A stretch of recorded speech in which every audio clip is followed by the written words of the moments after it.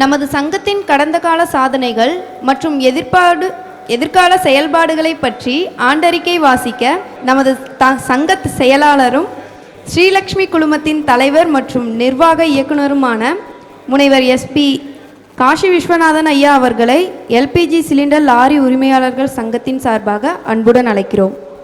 அதற்கு முன்பாக அன்பான ஒரு வேண்டுகோள், தலைவர் உள்ளிட்ட நிர்வாகஸ்தர்கள் நமது முன்னாள் தலைவர் அவர்களை மேடைக்கு அழைத்து கௌரவிக்குமாறு அன்போடு கேட்டுக்கொள்கிறோம். திரு விஜயசேகர் அவர்களை மேடைக்கு வருமாறு அன்போடு கேட்டுக்கொள்கிறோம்.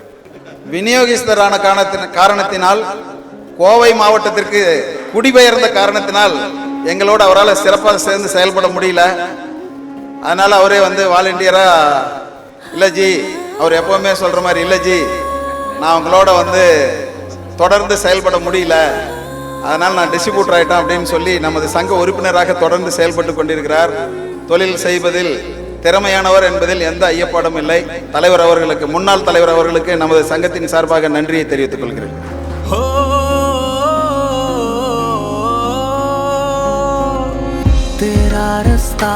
LPG சிலிண்டர் லாரி உரிமையாளர்கள் சங்கம்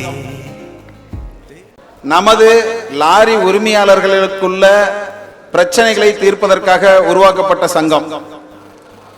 இந்த சங்கம் தோற்றுவிக்கும் போதே தலைவர் விஜயசேகரா இருந்தாரு, செயலாளரா நான் இருந்தேன், பொருளாளரா செந்தில்லன் இருந்தாரு. அப்பிருந்தே எங்களுடைய கோட்பாடு அவர்கள் நாங்க ஆரம்பிக்கும் போது பல்வேறு கருத்துக்களுக்கு இடையே சங்கத்தின் கோட்பாடு அன்றிலிருந்து இன்று வரை ஒன்றுதான். வேலை வாய்ப்புக்கு சங்கம் உத்தரவாதம் அல்ல. இதுல எந்த மாற்று கருத்து இன்னைக்கு வரைக்கும் இல்லை. சோ வேலை கிடைத்ததற்கு பின் சங்கத்தை உங்களுக்கு என்ன தேவைனாலும் நாடலாம் அப்படிங்கிறது தான். அதுல உறுப்பினர்கள், நிர்வாகஸ்தர்கள் இவர்களுக்குள்ள எத்தனை கருத்து வேறுபாடுகள் இருந்தாலும் சங்கத்தின் கோட்பாடு இன்றைய தேதி வரை அதுதான். நீங்க எத்தனை வண்டி எடுக்கிறீங்க, எத்தனை வண்டி போடுறீங்க, எத்தனை வண்டி கிடைக்குது, எத்தனை வண்டி இண்டெக்ட் பண்றீங்க, இதெல்லாம் சங்கத்திற்கான பொறுப்பே கிடையாது. ஐயா, நான் ஒரே ஒரு வண்டி தான் LOI கிடைச்சது, கிடைச்ச LOI வண்டியை நான் செக்யூரிட்டி டெபாசிட் பே பண்ணி வண்டியை உள்ள இண்டெக்ட் பண்ணிட்டேன் அப்படின்னா அன்றையில இருந்து அந்த வண்டிக்கு சங்கம் எந்த பிரச்சனையா இருந்தாலும் பொறுப்பு எடுத்துக்கொள்ளும். அதனால இதில் எந்த ஐயப்பாடும் யாருக்கும் வேண்டாம். அதுல எந்தவித மாற்று கருத்து இருந்ததுனாலும் சங்க தலைவரிடம் தெரிவித்தால் அவர் அதற்கான பதிலை சொல்லுவார். கடந்த காலங்களில் நமது சங்கம் ஒற்றுமையாக இருந்த ஒரே காரணத்தினால் சாதித்தவைகள் ஏராளம், சாதிக்க முடியாமல் போனது அதைவிட அதிகம். சாதனைகளை மட்டும் ஒரு சாம்பிளா சொல்றேன். ஃபர்ஸ்ட் நம்ம இந்த சங்கம் ஆக்டிவா செயல்பட்டதே திருச்சி பாட்லிங் பிளான்ட்ல 2018 2015 டெண்டர்ல டெண்டர் போட்ட டிரான்ஸ்போர்ட்டர்ஸ் அந்த பிளான்ட்ல இருந்து எக்ஸிஸ்டிங் டிரான்ஸ்போர்ட்டர்ஸ். ஃபர்ஸ்ட் பிரச்சனை, கிட்டத்தட்ட ஒரு 25 முறை கோர்ட்டுக்கு போயிருப்போம், 30 முறை சென்னை போயிருப்போம். இன்றைக்கு ஈவினிங் ஆர்டர் சும்மா கையெழுத்து ஆயிடுச்சுன்னு சொன்னா நாளை காலையில் 7 மணிக்கு சென்னை ஸ்டேட் ஆஃபீஸில் உட்காந்து LOI வாங்கணும். வண்டி இண்டெக்ட் பண்ண போகும்போது இருந்த நம்மிடையே இன்னும் உரிமையாளர்களாக இருக்கக்கூடியவர்களை டிரைவர்கள் மிகவும் அவமதிக்கும் சூழ்நிலையாக நடந்த காரணத்தினால் சங்கம் தலையிட்டு மாவட்ட ஆட்சித்தலைவர், லேபர் கமிஷனர், டிரைவருங்க, DSO இவர்கள் எல்லோரிடமும் தொடர்ச்சியாக நைட் 11 மணிக்கு வருவோம், காலையில் 4 மணிக்கு கிளம்புவோம். இந்த மாதிரி அனைத்து உறுப்பினர்களும் இது யாரையும் குறிப்பிட்டு சொல்ல முடியாது, அனைத்து உறுப்பினர்களோட ஒற்றுமையின் காரணமாக இனி அந்த மாதிரி சாதனையை செய்ய முடியுமா முடியாதா தெரியல. அன்றைய தேதியில் மிகப்பெரிய மகத்தான சாதனையை ஆயில் கம்பெனி, ஆட்சித்தலைவர் எல்லாமே நம்ம சங்கத்துக்கு சொன்னதை கேட்டாங்க. அதனால் அந்த சாதனையை செய்த நோக்கத்தோடு மீண்டும் திருச்சி பாட்லிங் பிளான்ட்ல அதே பிரச்சனை தலை தூக்கி கொண்டுள்ளது. அதை நாம் அனைவரும் ஒற்றுமையாக இருந்து செயல்பட்டால் மட்டும்தான் சாதிக்க முடியும் என்று உங்கள் முன் வேண்டி விரும்பி கேட்டுக்கொள்கிறேன். ரெண்டாவது, பேங்க் கேரண்டி தான் நமக்கு எல்லாத்துக்குமே உயிர் நாடி. எவ்வளவோ முறை நாம வெவ்வேறு பேங்க்குக்கு போயிருக்கலாம். நிறைய பேர் ஃபெடரல் போயிட்டாங்க, HDFC போயிட்டாங்க, ICICI போயிட்டாங்க. எங்க போயிருந்தாலும் இன்னைக்கும் பேங்க் கேரண்டி அப்படின்னு ஒன்று 90% நாம டிபெண்ட் பண்றது. இன்னும் சொல்ல போல அதிக பர்சன்டேஜை கூட கரூர் வைஸ்யா பேங்க் மட்டும்தான் டிபெண்ட் பண்ணியிருக்கோம். ஸோ கரூர் வைஸ்யா பேங்கோட பாலிசி, ரிசர்வ் பேங்கோட பாலிசி எது அப்போதைக்கு மாறினாலும், நான் பேங்க் மேனேஜர் DGMs 2 பேர்த்தையும் சொல்லியிருக்கிறது, எண் உள்பட உங்களுடைய பேங்க் கேரண்டி சரியான நேரத்தில் சரியான பர்சன்டேஜ் ஆஃப் மார்ஜின் மணியில கிடைக்காதனால நாங்க இழந்தது ஏராளம். இதுல எந்த மாற்று கருத்துமே இல்லை. இப்ப அவங்க சொல்லிட்டு இருக்காங்க 2 மாசமா பிஜி கிடைக்காதனால வண்டி உள்ள போகலன்னு. எனக்கு அப்ப 100% மார்ஜின்ல கிடைக்காத மட்டும்தான் பிஜி எடுக்க முடியுங்கிறதுனால கிட்டத்தட்ட 30 வண்டி என்னால வந்து இண்டக்ட் பண்ணிக்க முடியல. டைம்ல கிடைக்கல. 15 நாள் டைமுக்குள்ள ஐஓசி வண்டி கேக்குது, பாலிசி டெசிஷன் எடுக்கிறதுல லேட்டு, அதனால டிலே அப்படிங்கறதுனால வண்டி இண்டெக்ட் பண்ண முடியல. அதனால எங்களுடைய உயிர் மூச்சு கரூர் வைஸ்யா பேங்கோடு மட்டும்தான். உயிர் மூச்சை என்றும் சோதித்து பார்க்காதீர்கள். இது எங்களுடைய மன்றாடி கேட்டுக்கொள்ளக்கூடிய விஷயம்.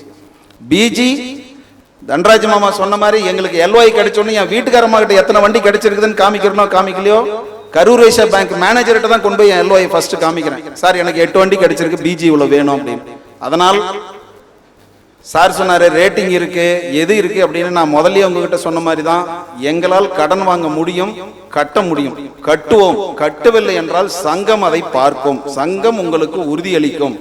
நான் பலமுறை மீட்டிங்ல சொல்லியிருக்கேன், எங்க லெட்டர் பேட்ல ரெக்கமெண்ட் ஆகி வந்திருக்கிற பிஜி எங்கேயாவது டிபார் ஆகுது அப்படின்னா we are totally responsible for that. we executive committee members are responsible for that. so எங்களுக்கு இன்னைக்கு எல்ஒய் கொடுக்குறோம் அப்படின்னா 3வது நாள் எங்களுக்கு பிஜி ரிலீஸ் பண்றது. ஏன்னா மேனேஜர்ஸ் எல்லாம் நம்ம ஒண்ணுமே சொல்ல முடியாது. they are issuing the PG up to night. அவர் சொன்னாரு 10 மணி 11 மணிக்கு எனக்கு பிஜி வாட்ஸ்அப்ல போடுறாரு. இது எல்லாம் நடக்குது. பட் எங்களுக்கு அல்லது கொடுக்க முடியல, இந்த காரணத்தினால கொடுக்க முடியல, இதுதான் இதுக்கு அப்செக்ட்லா இருக்கு அப்படின்னு எங்ககிட்ட எடுத்து சொல்லுங்க. எங்களுடைய உறுப்பினர்களுக்கு நீங்க கொடுத்துட்டு இருக்கிற உயிர் மூச்சு கண்டிப்பாக தொடர வேண்டும். அதை காலதாமதம் இல்லாமல் கொடுக்க வேண்டும் என்பதுதான் எங்களுடைய மன்றாடி கேட்டுக்கொள்ளக்கூடிய விஷயம். அடுத்தது சார் வந்ததுல இருந்து எங்களை கேட்டுட்டு இருக்காரு, பிஜிக்கு மட்டும் தான் டிபெண்ட் பண்றீங்க, வெஹிக்கிள் லோனுக்கு வரதில்லைன்னு. என்ன காரணம்னு என்னால் சொல்ல முடியாது, எங்கே என் பேப்பர் டிலே இருக்குதுன்னு சொல்ல முடியாது. நம்ம எல்லா மெம்பருங்க சார்பாகவும் நான் ஒரு பெரிய வண்டிக்கும் ஒரு சின்ன வண்டிக்கும் கொட்டேஷன் வாங்கி கொடுத்து உங்களுடைய ரேட் ஆஃப் இன்ட்ரெஸ்ட் உங்களுடைய இஎம்ஐ என்னன்னு கொடுங்கன்னு இது வரைக்கும் நான் 3 டைம் கொடுத்துட்டேன். I am sorry to say that, யாரையும் பாயிண்ட் அவுட் பண்ணி நான் பேசல. ஸோ 3 முறை கொடுத்தும் என்னால் சக்ஸஸ் ஆகிக்க முடியல. நான் அடிஷனல் ட்ரக்குக்காக தான் சார் கேட்டிருக்கேன், எனக்கு சாங்ஷன் பண்ணி கொடுங்கன்னு கூட கேட்டுட்டேன், முடியல. ஸோ இன்னைக்கு சண்முகவேல் சார் ஒரு பர்சன்டேஜ் தான் உங்களுக்கு லோனுக்கு பர்சன்டேஜ், இந்த பர்சன்டேஜ் தான் உங்களுக்கு ரேட் ஆஃப் இன்ட்ரெஸ்ட் இருக்கும், இத்தனை நாள் எங்களால் கொடுக்க முடியுங்கிறது இன்னைக்கு சொல்லியிருக்காரு. மீண்டும் இந்த ஜனவரி மாசத்துல நான் கொட்டேஷன் வாங்கி கொடுத்துருக்கேன். சார் இதை பேஸ் பண்ணி இந்த வண்டினா இதுதான் அமௌண்ட் நீங்க சாங்ஷன் பண்ணி வச்சுக்கோங்க. அவங்களுடைய ரிப்போர்ட் சரியா இருந்ததுன்னா டக்குன்னு 2வது நாள் ரிலீஸ் பண்ணுங்க. ஏன்னா சுந்தரம் பைனான்ஸ் இங்க இருக்காரு, அவர் என்ன பாப்பாரு, சாயங்காலம் பாப்பாரு, காலையில ஒரு டிஓ கொடுத்துருவாரு ஃபைனான்ஸ், என் வண்டி சேசிஸ் டெலிவரி ஆகும். அந்த அளவுக்கு ஃபாஸ்டா நடந்தால் மட்டும்தான் எல்பிஜி தொழில நிலைக்க முடியும், இல்லைன்னா நிலைக்க முடியாது. சோ உங்ககிட்ட நாங்க எதிர்பார்க்கிறது பிஜி எங்களுக்காக, டேர்ம் லோன் உங்களுக்காக. இதை எவ்வளவு துரிதப்படுத்த முடியுமோ அது உங்கள் கையில் தான் இருக்கு, எங்கள் கையில் இல்லை. இதற்கு மேல நமது தொழில் ஜிஎஸ்டி அப்படிங்கிற ஒரு வரம்புக்குள்ள வளாம இருந்தா இன்னைக்கு கிட்டத்தட்ட 70% பேர் இந்த தொழில இருந்திருக்க மாட்டோம். ஜிஎஸ்டி அப்படிங்கிறதுக்கு நமது நெடுமாறன் தான் ஒரு முழு முதற் காரணம். அவர் இதில் அதிக தேர்ச்சி பெற்றிருந்தது காரணத்தினால ஜிஎஸ்டிக்குள்ள போனாரு. அதுல இருந்து சதீஷ் அதை கிட்டத்தட்ட ஒரு 100 முறை சென்னை போயிருப்பாரு, 100 முறை ஃபாலோ பண்ணியிருப்பாரு. நாங்கெல்லாம் அதுக்கு பயந்துகிட்டு இருந்தோம். இன்னைக்கு 90% பேர் ஜிஎஸ்டிக்குள்ள வந்துட்டோம். வராத இருப்பவர்களுக்கு என்னுடைய ஒரே ரெக்வஸ்ட், அதுல இருக்க பெனிஃபிட்ஸ் நிறைய இருக்கு, அந்த பெனிஃபிட்ஸ் என்ஜாய் பண்ணணும். அந்த என்ஜாய் பண்றதுக்கு பேங்கோட சப்போர்ட் இருந்தா மட்டும் தான் அந்த ஜிஎஸ்டி என்ஜாய் பண்ண முடியும். அதனால அந்த ஜிஎஸ்டி வரம்புக்குள் கொண்டு வருவதற்காக நமது சங்கமும் அதுக்கு உழைத்தது, உழைக்காமலாம் இல்லை. சதீஷ் ஒரு தனி மனிதனா அதை சாதிச்சிட முடியல. நமது சங்க உறுப்பினர்கள், சங்கம், ஐஓசிஎல், பிபிசிஎல், ஹெச்பிசிஎல் இவங்க 3 பேர்கிட்டையும் தொடர்ந்து பலமுறை வலியுறுத்தி மேனேஜருங்கிட்ட பேசி, ஏன்னா அவங்களுக்கு அது தெரியல, அதை பலமுறை வலியுறுத்தி மற்றவர்களுக்கும் அதனுடைய விழிப்புணர்வை ஏற்படுத்தி நிறைய பேர் அதில் ஜிஎஸ்டிக்குள்ள இருக்கும். அந்த ஜிஎஸ்டியோட பெனிஃபிட் நம்ம எல்லாத்துக்கிட்டையும் இருக்கு. அதனால அந்த ஜிஎஸ்டியில் இல்லாதவர்களும் ஜிஎஸ்டிக்குள்ள அதற்கான பெனிஃபிட்டை எடுத்துக்கொள்ளுமாறு நமது சங்கத்தின் சார்பாக கேட்டுக்கொள்கிறேன். ஃபர்ஸ்ட் பாத்தீங்கன்னா இந்த டெண்டர் அப்படிங்கிற சப்ஜெக்ட் நம்ம பேசணும்னா, பெருந்துறை டெண்டர்ல எல்லாருமே வண்டி போட்டோம், டிஸ்ட்ரிபியூட்டரும் போட்டோம், டிரான்ஸ்போர்ட்டரும் போட்டோம். எல்லாருக்குமே வண்டி கிடைக்காதான்னு ஒரு பெரிய டவுட்டு. நமது சங்கத்தில் இருக்க நிர்வாகிகள் தான் ஒன்று கூடி அதை பத்தி டிஸ்கஸ் பண்ணி டெண்டர் கண்டிஷன்ல தெளிவா படிச்சு, ஒவ்வொருத்தரும் அவங்கவுங்களுக்கு தெரிஞ்ச விதத்துல டெண்டர் கண்டிஷனை படிச்சு அதுக்கப்புறம் முன்னாள் தலைவர், பொருளாளர், செயலாளர் ஜோதிபாசன் எல்லாம் ஒரு மீட்டிங்கில் உட்காந்து பேசும்போது தான் ஒரே ஒரு சின்ன லூப் கோலான கண்டிஷனை கண்டுபிடிச்சி தான் அந்த பீரியடில் டிஸ்ட்ரிபியூட்டர் பூரா வேனிஷ் ஆகி டிரான்ஸ்போர்ட்டர் மட்டும்தான் உள்ளே இருந்தோம். ஸோ நிர்வாகஸ்தர்கள் மட்டும் இல்லாமல் உறுப்பினர்கள் இன்னும் வந்து திவாகர், அருண் அந்த மாதிரி இருக்க ஆட்கள் வந்து இளைய சமுதாயத்தினர் வந்து அவங்களை இன்னும் நிறைய அதில் இன்வால்வ் பண்ணிக்கணும்னு எதிர்பார்க்குறோம். அவங்க யாரும் அதில் வரமாட்டேங்கிறாங்க.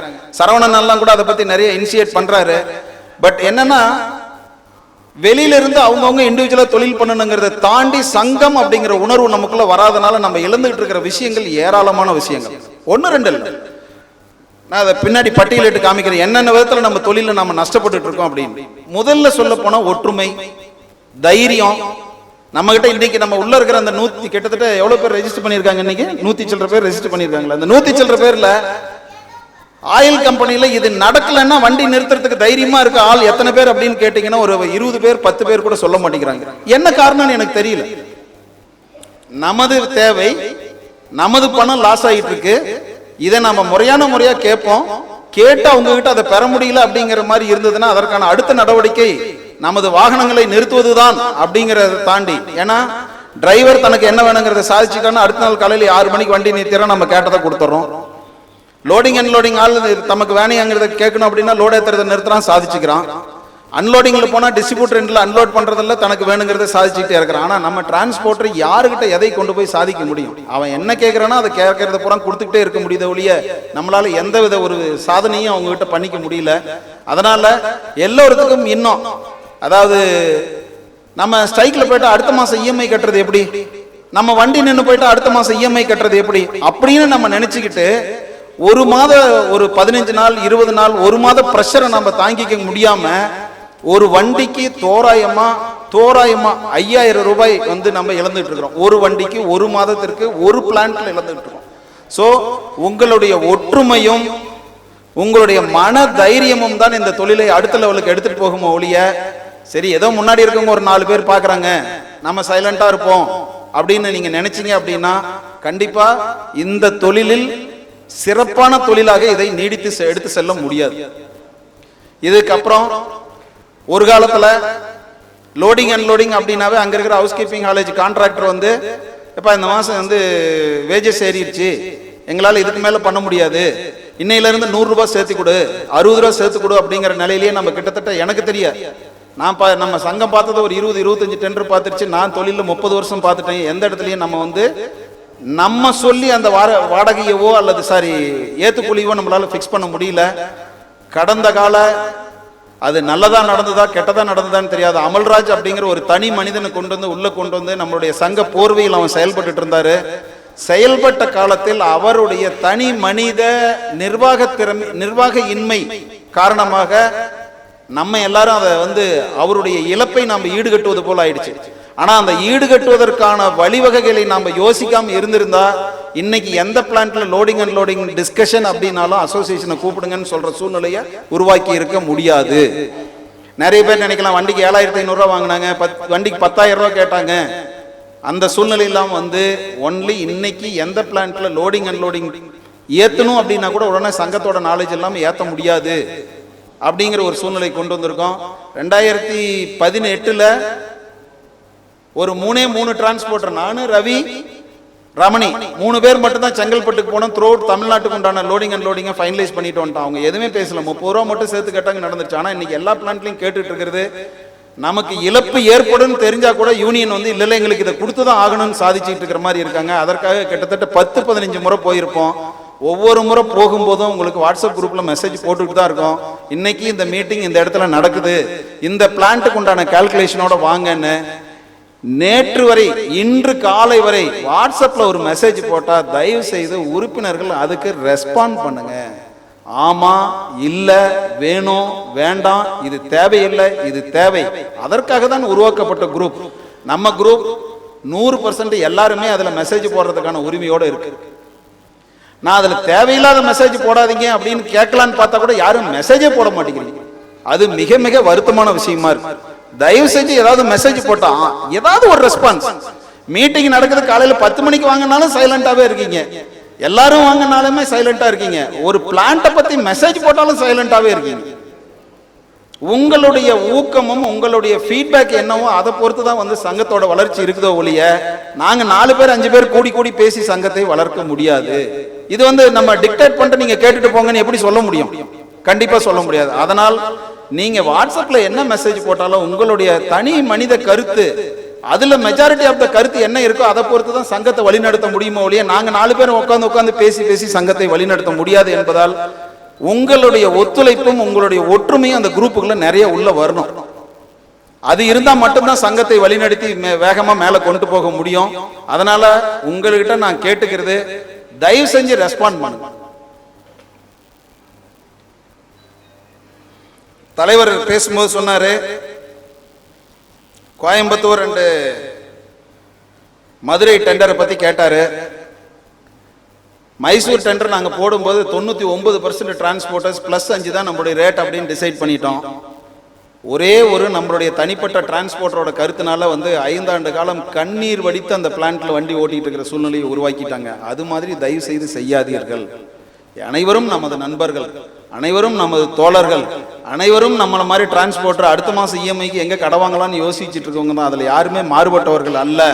அதனால் நாம என்ன செய்யலான் இருக்கிறத டிரான்ஸ்பரண்டா சொல்லல அப்படின்னா கூட பரவாயில்ல, எதிர்கருத்துகள் தெரிவிக்காமல் இருங்கள் என்பதுதான் என்னுடைய வேண்டுகோள். இப்ப நீங்க வந்து தஞ்சாவூர் பிபிசிலையும் கோயம்புத்தூர் பிபிசிலையும் இருக்கு டெண்டர் எல்ஓஐ இருக்கு, உங்களுக்கு தெரியும். அதை பத்தி அன்லோடிங் அப்படிங்கிற விஷயத்துக்காக கிட்டத்தட்ட பல முறை போராடி கடைசியா எங்களால் எதுவுமே சாதிக்க முடியாம போனதுக்கு நம்மளுடைய உறுப்பினர்களே தான் காரணமா இருக்காங்க. அதனால உறுப்பினர்கள் தங்களுடைய கருத்துக்களை வெளிப்படையாக நிர்வாகத்திடம் தெரிவிங்கள், அதுதான் என்னுடைய வேண்டுகோள். சோ நமக்கு எதிர்காலத்தில் நம்ம முன்னாடி இருக்கிற பிரச்சனை, எல்லா பிளான்ட்லயும் இப்போ வந்து லோடிங் ரேட் ஏத்துறதுக்கு சொல்லிட்டு இருக்காங்க. நிறைய இடத்துல வந்து டிஸ்ட்ரிபியூட்டர் அன்லோடிங் வந்து மிகப்பெரிய இஷ்யூவா போயிட்டு இருக்கு. ரீசெண்டா வந்து பாத்தீங்கன்னா டிரைவர் ஸ்ட்ரைக்கு, திருச்சியில டிரைவர் ஸ்ட்ரைக் அப்படிங்கிற மாதிரி இருந்ததுன்னா உடனே இளையான்குடி, திருநெல்வேலி இங்கெல்லாம் டிரைவர் வண்டி நிறுத்துறேன்னு சொல்ற சூழ்நிலையா இருக்கு. இதுல என்னன்னா, ஒருத்தர் ஒரு வண்டி 2 வண்டி வச்சிருந்தா பிரச்சனைகளை ஈஸியா சால்வ் பண்ண முடியும். நான் போவோம் 10 நாளைக்கு இருந்து வண்டி ஓட்டுவேன். எல்லாருமே 10 வண்டி 20 வண்டி 50 வண்டி 100 வண்டி 200 வண்டின்னு வச்சிருக்கும் போது எத்தனை நேரத்தில் இருக்க பிரச்சனையை நம்ம சால்வ் பண்ண முடியும்? அதனால் நம்ம ஒற்றுமையா ஒரு ஒருமித்த கருத்தை ஒரு இடத்துல எடுத்தா மட்டும்தான் மற்ற இடங்களுக்கு அந்த பிரச்சனையை சால்வ் பண்றதுக்கு வசதியா இருக்கும். டிரைவர் ஸ்ட்ரைக்கு இன்னும் எல்லா பிளான்ட்லயும் நம்மளால டோலை வந்து ப்ராப்பரா வாங்கிக்க முடியல. பழைய security deposit lakhs and lakhs of money இருக்கு. தயவு செஞ்சு சங்கத்துக்கிட்ட தெரிவிங்க, அதை எங்களால வாங்கி கொடுக்க முடியுங்கிற நம்பிக்கை எங்களுக்கு இருக்கு. ஒரு எக்ஸல் ஷீட் போட்டு இந்தந்த பிளான்ட்ல இந்த பீரியட்ல இவ்வளவு அமௌண்ட் கட்டுனது எங்களுக்கு இன்னும் திருப்பி வரலங்கிறத சங்கத்துக்கிட்ட சொன்னா கண்டிப்பா. ஏன்னா சேலம் பிளான்ட்ல லாஸ்ட் டைம் ஜெய்கிசான் வந்து அட்டன் பண்ண மீட்டிங் நீங்க பார்த்திருந்தீங்கன்னா தெரியும், அவங்க சங்கத்துக்காக எவ்வளவு ரெஸ்பான்சிபிலிட்டி கொடுக்குறாங்கிறத அதை உணர்ந்திருப்பீங்க. அதனால நீங்க தனிப்பட்ட முறையில் 10 தடவை ஜெய்கிசான் போறதை விட, ஆதவன்ட்ட 2 டைம் பேசுறதை விட, பத்மினி கிட்ட 10 முறை பேசுறதை விட நம்ம எல்லாரும் ஒன்னா சேர்ந்து ஒரே ஒரு டைம் அவங்க கிட்ட பேசினா போதும். அதற்கு வந்து ஜோதிபாசன் எனக்கு நல்லா தெரியும், பல்கோட டோல் பில்லு இன்னைக்கு ஈவினிங் 4 மணிக்கு ரெசல்யூஷன் பாஸ் பண்ணி அனௌன்ஸ் பண்ணாங்க. அடுத்த நாள் காலையில 10 மணிக்கு எல்லாத்துக்கும் 70% 80% அட்வான்ஸ் வந்துருச்சு. கரெக்டானா? எப்படி நடந்தது? எதனால் கிடைத்தது? ஒவ்வொருத்தருக்கும் லட்சமான பணம் அக்கௌண்ட்ல உழுவுது. எப்படி உழுவுது? ஒன்லி சங்கம். சோ சங்கத்தை நீங்கள் எவ்வாறு பயன்படுத்திக் கொள்கிறீர்களோ அந்த அளவுக்கு தான் சங்கம் ஸ்ட்ராங்கா இருக்க முடியும். அட இவங்க எல்லாம் என்னப்பா பண்ண போறாங்க, சரி நாம் போலாம் அப்படின்னு நீங்க தனிப்பட்ட முறையில் போய் 10 முறை செய்யக்கூடியதை சங்கம் ஒரு முறையால் சாதிக்க கண்டிப்பாக முடியும். சங்கத்தை நம்புங்கள், சங்கத்தை வலுப்படுத்துங்கள். சோ பழைய செக்யூரிட்டி டெபாசிட் யாராருக்கு வராம இருக்கோ அவங்களுடைய டீட்டெயில கொடுங்க. முதல்ல ஒரு காலத்துல அசோசியேஷன்ல இருந்து மெயில் அனுப்புனா கேட்பாங்க, உங்க அசோசியேஷன் ரெஜிஸ்டர்டா, உங்க அசோசியேஷன்ல இருந்து மெயில் ஐடி அனுப்பிச்சா நான் பார்க்கணும்னு என்ன இருக்கு அப்படின்னு கேட்டவர்கள் எல்லாம் இப்ப அசோசியேஷன் மெயிலுக்கு ரெஸ்பாண்ட் பண்ணிட்டு இருக்காங்கிறது தெரியும். அதனால சங்கத்தை பயன்படுத்திக் கொள்ளுங்கள். ஆர்டிகேஎம் டிஃபரன்ஸ் எல்லா பிளான்ட்லயும் இருக்குது. நம்ம பொருளாளர் வந்து அவர் தூங்குற நேரம் போக மீதி நேரம் போற அந்த ஆர்டிகேஎம் டிஃபரன்ஸை பத்தி மெசேஜ் போட்டுட்டே இருக்காரு. ஆனா நம்ம அது ஒரு இக்னோரிங் மெசேஜா அப்படி ஒரு ஸ்க்ரோல் பண்ணிவிட்டு போயிட்டே இருக்கும். பட் அதனால இழந்து கொண்டு இருக்கிற அமௌண்ட் வந்து எவ்வளவுங்கிறது யாருமே கால்குலேட் பண்ணியே பாக்குறது இல்ல. கால்குலேட் பண்ணி பார்த்தாலும் ஒரு பிளான்ட்டுக்கு ஒரு 2 ரெப்ரசன்டேட்டிவ் 3 ரெப்ரசன்டேட்டிவ் இருந்தா மட்டும்தான் அதை செய்ய முடியும். நாங்க 5 பேரை எல்லா பிளான்ட்டுக்கும் போயிட்டு இருக்க முடியாது இல்ல. டைவர்ஷன், பிஎல்பி அலோகேஷன் இதெல்லாம் எதனால நடக்குது? யார் மூலியமா நடக்குது அப்படின்னு கேட்டா எங்க கேட்டாலும் அவங்களுடைய ஒரே பதில் எங்க கையில இல்ல, எங்க கையில இல்ல. இப்ப பாத்தீங்கன்னா பெருந்துறையில நீங்க பிஎல்பி அலோகேஷன் குறைஞ்சு போச்சு அப்படின்னு சொல்லிட்டு அருண் வந்து ஒரு வாட்ஸ்அப் மெசேஜ் போடுறோம், யாருமே அதுக்கு பதிலே போடல. Everybody simply accepting. Okay, 12,000 metric ton இருக்கிறத 6,000 மெட்ரிக் டன்னா பண்ணி பெருந்துறை பிளான்ட் அடுத்த மாசம் 1ஆம் தேதியில இருந்து ஜெனரல் ஷிப்டா ஓட போகுது. இது எவ்வளவு பேருக்கு தெரியும்? அதனால் ஏற்படக்கூடிய இழப்பு என்ன? நாங்க நிர்வாகிகள் வந்து ஒரு 10 பேர் போய் வந்து ஜெய்கிசான்ட்டையும் மனோகரன் சார்ட்டையும் கேட்கிறோம், அந்த மாதிரி சார் சேலம் பிளான்ட்ல வண்டி ஓட மாட்டேங்குது, என்ன பண்றது அப்படின்னா, we are giving the opportunity at Ennore, why not you are coming? எண்ணூர்ல வந்து ஓட்டுன்னு சொல்றேன். எண்ணூர்ல ஓட்டுறது என்ன பிரச்சனை இருக்குங்கிறது எண்ணூரோட டிரான்ஸ்போர்ட்டர்ஸுக்கு தெரியும். சோ சேலம் பிளான்ட்ல வண்டி அதிகம், திருச்சி பிளான்ட்ல வண்டி ஓட மாட்டேங்குது, பெருந்துறை பிளான்ட்ல பிஎல்பி அலோகேஷன் குறையுது. இதை தாண்டி திருநெல்வேலியில 44 வண்டி. நம்ம வண்டி எப்படி எடுக்கலாங்கிறத பத்தி தான் யோசிக்கிறோமோ ஒழிய, எடுத்து எல்ஓஐ கான்ட்ராக்ட்ல இருக்கிற வண்டி எப்படி ஓட்டலாம் அப்படிங்கறத பத்தி நம்ம யாருமே யோசித்தது போல் தெரியவில்லை. அதனால் அதற்கு நேரத்தை ஒதுக்குங்கள். வண்டி எடுக்கிறோம், டெண்டர் போட்டோம், அதுக்கு மேல 9 மாசம் அந்த வண்டி சும்மா இருக்கிற நேரத்தில் நமக்கு ஏராளமான பணிகள் இருக்கு. ஜஸ்ட் நம்மளுடைய தொழிலுக்காக 1 மணி நேரம் ஒரு நாளைக்கு அல்லது கூப்பிடும்போது வந்து நீங்க சப்போர்ட் பண்ணீங்கன்னா மட்டும்தான் அந்த வேலைகளை சிறப்பாக செய்ய முடியும். இதையெல்லாம்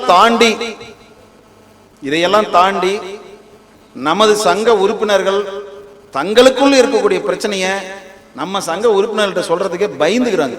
ஐயா, எனக்கு இந்த இடத்துல இந்த பிளான்ட்ல இப்படி ஒரு பிரச்சனை இருக்குது அப்படின்னு நம்ம சங்கத்திட்ட சொல்றதை விட நம்ம தனிப்பட்ட முறையில் இந்த பிரச்சனையை டீல் பண்ணிக்கலாம்ப்பா அப்படின்னு சங்கத்தின் பேரில் நம்பகத்தன்மையை இழக்காதீர்கள். கண்டிப்பா எங்களால சாதிச்சு கொடுக்க முடியும்.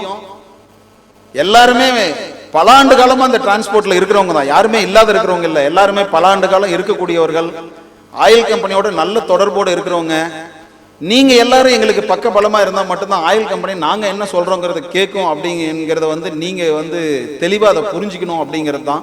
அதனால ஒற்றுமை அப்படிங்கிறதும் நம்மளுடைய மனத்திட்பம் அப்படிங்கிறது நம்ம கிட்ட சிறப்பா இருந்தால் மட்டும்தான். அடுத்தது அப்படியே இல்லை, நமக்கு ஒற்றுமை இல்லை, மனத்திட்பம் இல்லை, முன்னாடி இருக்க ஒரு 10 பேர் செய்யறாங்க அதை நம்ம கேட்போங்கிற எண்ணமும் இல்லை.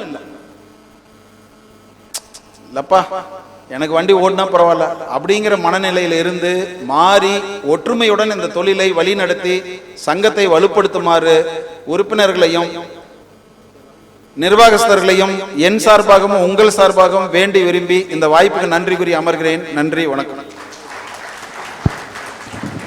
ஆண்டறிக்கையை வாசித்த முனைவர் SP காசி விஸ்வநாதன் ஐயா அவர்களுக்கு சங்கத்தின் சார்பாக நன்றிகளை தெரிவித்துக்